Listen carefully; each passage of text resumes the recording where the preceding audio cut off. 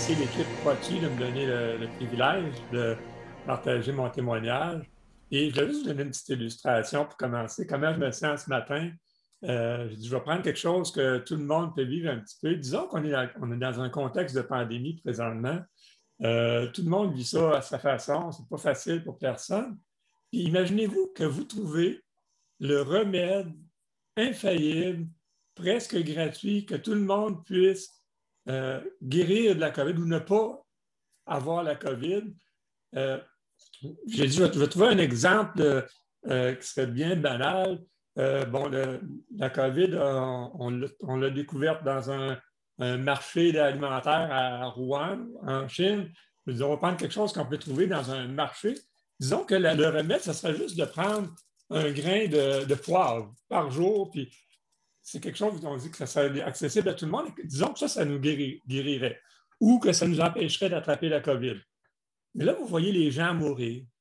Vous voyez des gens dans des CHSLD qui meurent de faim, de soif parce qu'ils n'ont plus personne pour prendre soin d'eux.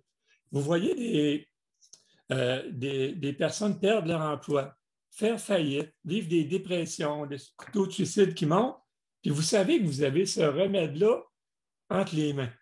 Comment vous vous sentiez, n'est-ce pas, vous voudriez le dire à tout le monde? Vous voudriez que tout le monde sache que n'importe qui peut avoir ce remède-là pour pratiquement rien aujourd'hui. C'est un petit peu comme ça que je me sens, et sans prétention. Je ne veux pas vous diriger la vérité, mais je veux vous raconter ce matin mon histoire, comment j'ai rencontré Jésus-Christ et la différence que ça a fait dans ma vie.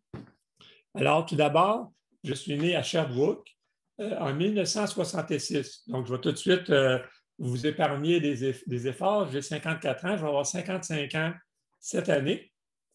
Je suis né dans une famille, on est 4 enfants chez nous, j'ai un frère aîné et j'ai 2 sœurs j'ai cru voir qui sont avec nous ce matin, donc je veux bien les saluer. Et donc, nos parents étaient unis aussi. J'ai eu une enfance heureuse, je dirais. On était très unis, beaucoup d'activités familiales, mais pas juste notre petite famille de 6. On était avec les oncles, les tantes, les cousins, les cousines, les grands-parents. On allait faire des pique-niques dans des parcs. On allait faire des voyages ensemble. On a fait le tour de la Gaspésie. Donc, c'est vraiment des beaux souvenirs. Ma jeune enfance a vraiment été, je dirais, une enfance heureuse. Une enfance qu'à peu près toutes les personnes aimeraient avoir. Et en 1977, il s'est passé quelque chose de particulier pour notre famille. Ma mère s'est convertie. C'était sa sœur, ma tante Thérèse, qui s'était convertie. Elle lui a présenté l'Évangile et ma mère s'est convertie. Évidemment, en découvrant la bonne nouvelle de l'Évangile, elle a voulu le partager avec tout le monde. Entre autres, elle nous l'a partagé à nous, à ses enfants. Je me rappelle, c'était en 1977 et ma mère avait utilisé, puis vous avez peut-être tout ça dans vos tiroirs de commode, un évangile, un Nouveau Testament des Gédéons. Et en utilisant la dernière page à la fin, elle nous a présenté le plan du salut. La seule chose que je me rappelle que j'ai compris cette journée-là, c'était le début d'un engagement. Il s'est dit, je reconnais devant Dieu que je suis un pécheur. Et ça, je me rappelle, ça, j'avais compris ça cette journée-là. Alors, j'ai signé ma petite Bible pour le 21 décembre 1977. Et vous allez dire, oui, mais là, en 77, j'avais à peu près, probablement 11 ans à peu près. Dites-moi, mais là, tu étais un enfant, là, un enfant, est-ce que c'est vraiment pécheur? Eh bien, je peux vous dire que oui. Personnellement, déjà à cet âge-là, j'étais un menteur presque professionnel, je dirais. J'aimais bien raconter mes histoires, puis ajouter du piquant, puis d'en ajouter, puis évidemment, les gens s'en rendaient compte de ce que je faisais. Puis je pense que ça a été un élément qui a aussi nuit pour plus tard que je me fasse intimider, là. Mais le texte, justement, que ma mère nous avait partagé à la fin de la petite Bible, c'était Romains 3, 23. Romains 3, 23 nous dit « Car tous ont péché et sont privés de la gloire de Dieu. » Donc là, je me disais, bien là, tous, c'est pas écrit tous sauf Jacques, hein, c'est pas écrit tous sauf toi, tous, c'est tout le monde, sans exception. Et moi, je savais à partir de ce moment-là que j'étais un pécheur. Donc, c'est tout ce que j'avais compris, mais au moins ça, je l'avais compris à ce moment-là. Donc, en signant ma Bible, lorsque quelqu'un me demandait, oui, j'ai signé ma petite Bible, je suis un chrétien. Mais je ne crois pas que j'étais vraiment chrétien à ce moment-là. J'avais juste commencé à comprendre le message de l'Évangile. Donc, comme je vous l'ai dit, le début de mon enfance est relativement heureuse, mais graduellement. Ça a commencé, je dirais, vers la 4e, 5e, 6e année. Ça s'est empiré, évidemment, au secondaire. Je me rappelle à l'école primaire, on donne toujours des surnoms pas gentils aux autres élèves. Je me rappelle, un de mes surnoms, c'était Paquet d'os. Donc, évidemment, à la fin de mon primaire, j'ai grandi beaucoup. J'étais très maigre à l'époque. Donc, ça, c'était la première chose qui attirait les regards. Et bon, il y avait plusieurs autres noms. Un que je me rappelle, puis ça va peut-être vous faire rire, mais à l'époque, il y avait une marque automobile qui s'appelait Oldsmobile. Puis, un de mes surnoms a été à un moment donné l'Osmobile. Donc, juste pour vous dire un petit peu le climat. Mais c'était ça, je la trouvais un petit peu. Bon, c'était drôle aussi, je riais avec eux, évidemment, là, mais à un moment donné, ça devient agaçant. Là. Mais là, quand je suis arrivé au secondaire, là, ça a commencé à dégénérer et à s'empirer.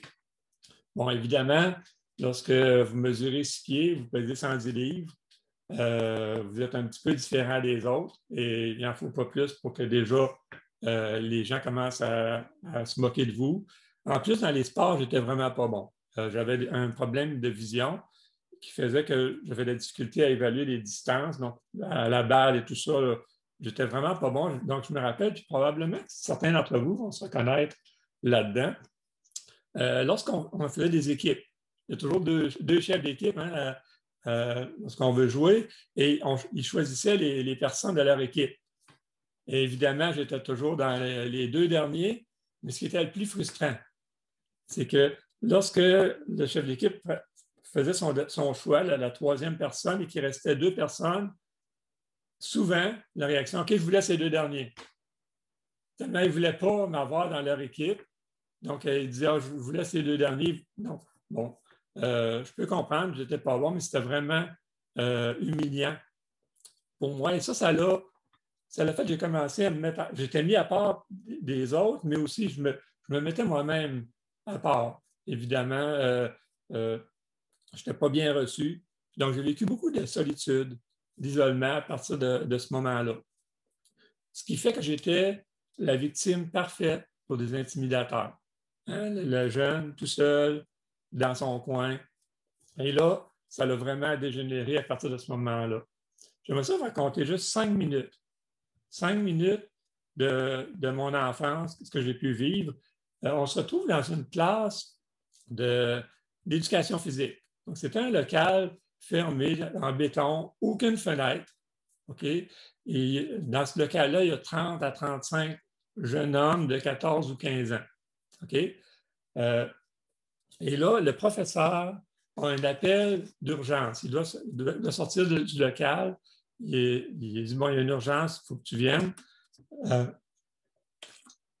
ce moment-là, peut-être pour les plus jeunes, le téléphone cellulaire n'existait pas. Donc, il a dû sortir probablement à la réception ou dans son local. Et on se retrouve juste les jeunes garçons dans la classe. Et un des jeunes s'approche de l'interrupteur de la lumière et lance aux autres, OK, on vise Anatole.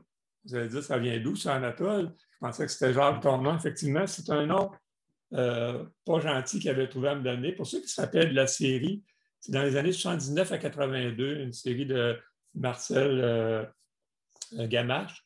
Et il y avait, bon, à cette époque-là, c'était très populaire, là. Il y avait toujours un niaiseux dans ces émissions-là. Et le niaiseux dans cette émission-là s'appelait Anatole. Il était personnifié par Gaston Lepage, pour ceux qui se rappellent. Bon, physionomiquement, j'avais certaines ressemblances. Puis, évidemment, c'était le nom qu'il m'avait donné. Donc, le jeune homme s'en va à la lumière, ferme la lumière, il dit, on vise Anatole. Donc, là, on est dans le noir presque total. Et là, je reçois à peu près tout ce que vous pouvez imaginer dans une classe. Des effaces, des boules de papier même mâchées, des crachats, maintenant des espadrilles même. Et là, bon, le jeune réouvre la lumière, ils viennent ramasser leurs objets qu'ils avaient lancés. Et là, il dit, OK, on recommence. On ferme la lumière et c'est reparti. Ça, c'est 5 minutes. 5 minutes de mon enfance. En plus de ça, bon, les intimidateurs, on sait que c'est un pattern. Plusieurs m'avaient lancé gratuitement, sans aucune raison, que je ne te rencontre jamais à l'extérieur de l'école, sinon je te donne une volée. Et là, ça a été comme la goutte, là. J'avais honte de ce que je vivais à l'école. J'en ai jamais parlé chez moi, j'en ai jamais parlé à mes parents. Donc, je vivais dans la honte, le silence. Et là, comme je vous dis, on était quand même une famille très unie et je n'osais même plus sortir avec ma famille. Je me dis, tout à coup, que je rencontre un de ces jeunes-là à l'extérieur, dans un centre commercial ou autre, puis qui commence à m'intimider devant mes parents. Donc, j'ai commencé même à ne plus vouloir sortir avec mes parents, avec ma famille. Et là, évidemment, les idées noires ont commencé à venir. Je me dis, est-ce que c'est ça le sens de la vie? Je me lève le matin, je mange, je bois, je m'en vais à l'école, je vis cette intimidation-là. Je reviens le soir, je m'isole dans mon coin et ça recommence le lendemain. Je dis, la vie doit certainement avoir plus de sens que cela. Et là, en 82, donc 5 ans plus tard, mes parents ont commencé à fréquenter une église évangélique. Évidemment, j'avais plusieurs réticences. J'avais entendu des personnes dire des choses quand ma tante Thérèse s'était convertie. Et là, je répétais les mêmes choses et je résistais. Je ne voulais pas aller avec eux à cet endroit. Et là, mon père a décidé de faire un pacte avec moi. Mon père m'a dit, il dit, Jacques, il dit, je voudrais que tu viennes voir une seule fois, pas plus. Une seule fois, viens voir avec nous c'est quoi. Puis si tu n'aimes pas ça, on ne t'en reparle plus. Ça a quand même du bon sens. Au moins, je vais être juste une fois, puis je vais être débarrassé après. C'était dans cette optique-là que je suis allé cette journée-là. Et là, je me rappelle le moment où je suis entré pour la première fois dans une église évangélique à Sherbrooke. J'entre dans ce bâtiment-là et la première chose que je vois, comme je vous dis, moi, mes yeux n'étaient pas très bons, donc je ne pouvais pas voir son visage, mais je vois un jeune homme d'à peu près mon âge, costaud, qui s'en vient vers moi, les bras chaque côté, puis se dirigeait tout droit vers moi. Et là, je me suis dit, non, ça doit être quelqu'un de l'école. Il m'a reconnu, ça y est, il vient me voir. Puis la seule idée que j'avais, c'est de ressortir aussi vite, mais bon, je n'ai pas pu ressortir assez vite. Il arrive à moi, me tend la main, il dit bonjour, je m'appelle Michel, comment tu t'appelles? Puis commence à s'informer de moi. Je pense que la mâchoire m'a tombé. Je n'avais jamais rencontré un tel accueil. Nulle part ailleurs. Puis là, je me suis dit, il y a quelque chose ici que je n'ai jamais vu ailleurs. Alors, j'ai commencé à écouter ce que ces gens-là avaient à dire. En les écoutant, j'ai trouvé un petit peu prétentieux. Parce que ce que j'entendais de la plupart, c'est qu'ils savaient qu'ils seraient au ciel pour l'éternité. Et ça, je me disais, regarde, je sais que je suis un pécheur, moi, je sais qu'eux autres aussi sont des pécheurs. Puis je trouvais ça prétentieux de leur part d'affirmer quelque chose comme ça. Mais je continuais quand même à écouter ce qu'ils avaient à dire. Je me rappelle un jour, justement, je me promenais dans la ville de Sherbrooke. Pour ceux qui connaissent cette ville-là, il y a un pont qui s'appelle le pont Jacques-Cartier, qui n'a rien à voir avec celui à Montréal, évidemment. Mais ce pont-là, Sherbrooke, il y a des grosses remparts, là, des gros tuyaux de chaque côté à l'entrée de ce pont-là. Puis il y a une route, évidemment, transversale. Et en entrant sur le pont, je me suis fait serrer entre la ramparde et un semi-remorque qui tournait. Puis je suis arrivé vraiment à quelques pouces d'être écrasé contre la ramparde. Et bon, heureusement, le camion ne m'a pas touché, mais j'ai eu vraiment la frousse, j'ai vraiment eu peur ce jour-là. Et là, je me disais, si j'étais mort ce jour-là, parce qu'évidemment, s'il me coinçait là, j'étais fini. Si j'étais mort, où je serais allé? Et je réalisais que je ne le savais pas finalement. Ou plutôt, je le savais trop bien. Je savais trop bien que parce que j'étais un pécheur, comme on le voyait dans Romains tout à l'heure, j'étais privé de la gloire de Dieu, que je ne pourrais pas aller au ciel. Et là, j'ai commencé à chercher encore plus intensivement comment je pouvais arriver à cette certitude que les gens avaient à l'Église. Et je me rappelle, un autre soir, c'était la première journée des vacances de Noël à l'école, c'était le 23 décembre 1982. Donc, dans la même année où j'avais commencé à fréquenter l'Église, je me retrouve dans ma chambre, tout seul, sur ma commode, dans la chambre, et je ressors mon petit Nouveau Testament. Je m'en vais voir ce que j'avais signé 5 ans auparavant. Et là, j'arrive sur un texte qui a fait toute la différence. C'est dans le premier épître de Jean, la première lettre de Jean, au chapitre 5 et au verset 13. Jean, dans ce texte, nous dit pourquoi il a écrit son épître. Et il nous dit, je vous ai écrit ces choses pour que vous sachiez que vous avez la vie éternelle, vous qui croyez au nom du Fils de Dieu. Il ne nous a pas dit, je vous ai écrit ces choses pour que vous ayez une idée, pour que vous sachiez que vous allez peut-être y aller. Jean a écrit sa lettre pour qu'on le sache. Donc, les gens de l'Église avaient raison. On peut le savoir puisque Jean l'a écrit pour ça. Je pouvais savoir que j'allais au ciel. C'est comme si tout d'un coup, mes yeux se sont ouverts. Et là, je comprenais ce que les gens me répétaient depuis quelques semaines, quelques mois. J'avais juste à accepter le cadeau que Jésus me faisait. Jésus avait tout payé pour moi à la croix et j'avais juste à accepter le cadeau de la vie éternelle par la foi, de croire ce qu'il avait fait pour moi.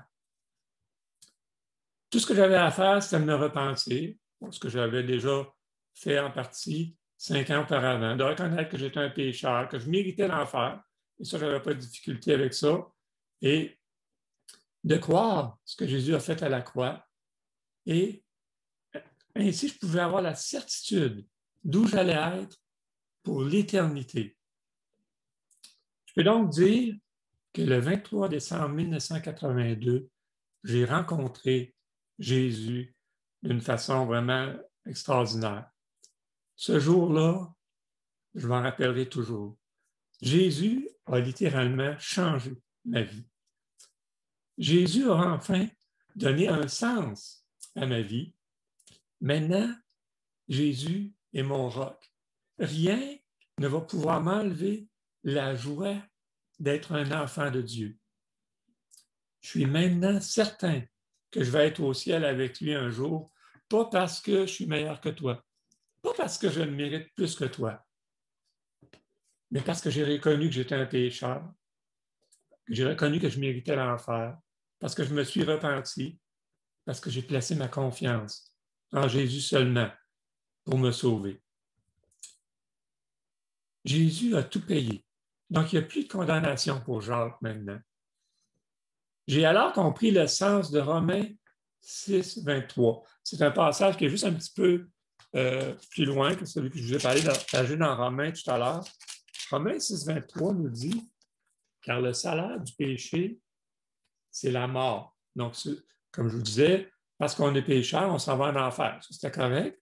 Mais regardez ce qu'il dit à la suite. Paul dit « Mais le don gratuit de Dieu. » Là, il se répète un petit peu, si c'est un don, ça ne coûte rien, puis il répète que c'est gratuit. Qu'on comprenne bien que ça ne nous coûte rien. Le don gratuit de Dieu, c'est la vie éternelle en Jésus-Christ, notre Seigneur. Donc, parce que je suis pécheur, je méritais d'aller en enfer, mais j'ai reçu son cadeau gratuit. J'ai reçu la vie éternelle parce que Jésus a, dans un sens, payé mon billet d'entrée pour le paradis, parce qu'il est mort pour moi sur la croix. Et ça, évidemment, ça a fait un changement drastique, mais un changement qui dure encore 39 ans plus tard. Ça va faire 39 ans cette année.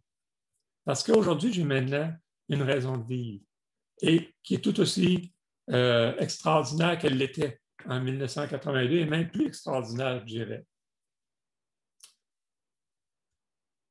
En plus de ça, à 17 ans, donc dans l'année après que je me sois converti, comme je l'ai dit, on allait à l'église évangélique de Sherbrooke et c'était Jacques Marcoux qui était le pasteur à ce moment-là. Et lorsque je regardais Jacques Marcoux, que je l'entendais prêcher l'Évangile avec puissance, que je voyais le ministère qu'il avait dans l'Église, qu'il prenait soin des gens, je me disais, c'est ça que je veux faire plus tard. 17 ans, là. Mais je me disais, c'est ça que je veux faire. Et là, je me suis fait un beau plan dans ma tête. Je vais aller étudier dans un domaine technique. Je vais aller travailler dans une usine pendant 30 ans. Je vais me ramasser un plan de pension. Et quand je vais être à ma retraite, je vais aller me former pour devenir pasteur.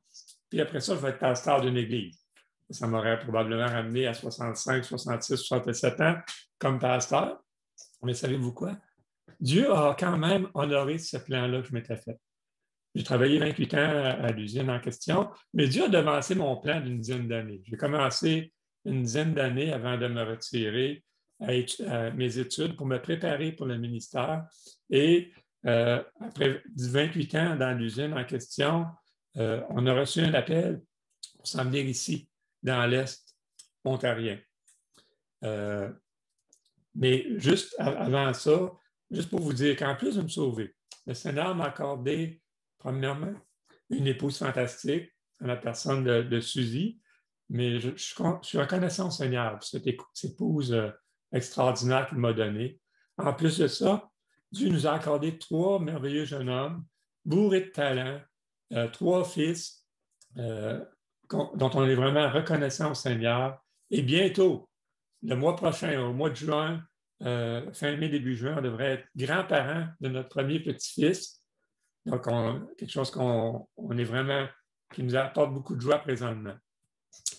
Donc, comme je vous l'ai dit, à 49 ans, le Seigneur nous a appelés à venir ici, dans l'Est de l'Ontario, pour exercer que je sois le pasteur d'une petite église.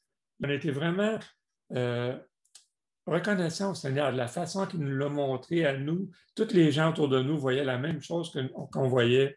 Donc, on sait qu'on est là où Dieu veut qu'on soit aujourd'hui. Mais imaginez, Dieu peut même utiliser un jeune homme rejeté, méprisé, victime d'intimidation pour s'occuper de son Église, même dans une autre province. Ça, c'est un Dieu extraordinaire. Et aujourd'hui, je suis devant vous en train de vous raconter mon histoire. L'histoire d'un gars bien ordinaire, mais qui a été transformé par un Dieu extraordinaire. Comme notre Dieu est surprenant, hein? J'aimerais ça faire quelque chose maintenant. Je sais que je ne te connais peut-être pas personnellement. On est quand même plusieurs sur cette plateforme. Il y en a d'autres qui vont probablement l'écouter après. Mais j'aimerais te donner un conseil. Et sans prétention, ça va probablement être le meilleur conseil que tu n'auras jamais reçu de toute ta vie. Par contre, ce ne sera pas malheureusement le remède contre la COVID. Hein, on n'a pas encore de remède absolu, mais c'est bien plus que cela. C'est un remède qui va te permettre, toi aussi, d'aller au ciel, d'avoir cette certitude. Personnellement, moi, j'y suis pour rien. Christ a tout fait tout seul. Mon conseil, c'est le suivant. Si tu n'as pas placé ta confiance en Jésus pour ton salut, si tu ne l'as pas fait encore, fais-le maintenant. Attends pas une seconde de plus. Tu ne le regretteras jamais. Accepte de rencontrer Jésus aujourd'hui. Tu ne voudras plus jamais lâcher sa main. Tu vas être tellement bien, tellement léger, sans le fardeau de ton péché sur tes épaules. Adopte, comme moi, le roc solide qu'est Jésus. Fais-en ta raison de vivre. Ta vie ne manquera jamais de piquant. Ça, je peux te l'affirmer parce que je l'ai vécu. La vie avec Jésus, c'est vraiment une vie palpitante. La paix aussi, de savoir où tu vas être pour l'éternité. Ça va peut-être sembler prétentieux pour les gens autour de toi.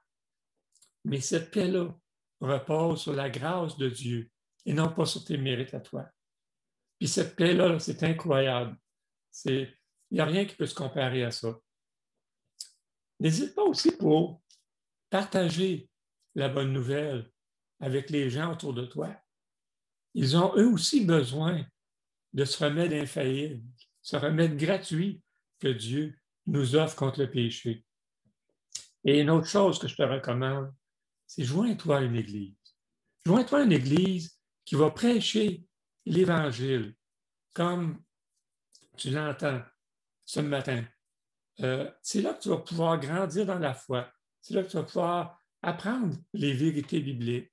C'est là que tu vas aussi avoir le privilège de servir ton grand Dieu auprès de croyants comme toi. J'aimerais ça, peut-être tu te dis, ouais, mais comment on fait ça? J'aimerais ça prendre juste une minute et faire une prière avec vous. Si tu ne sais pas comment on fait ça, se convertir, venir à Jésus, fais cette prière avec moi. Une prière toute simple.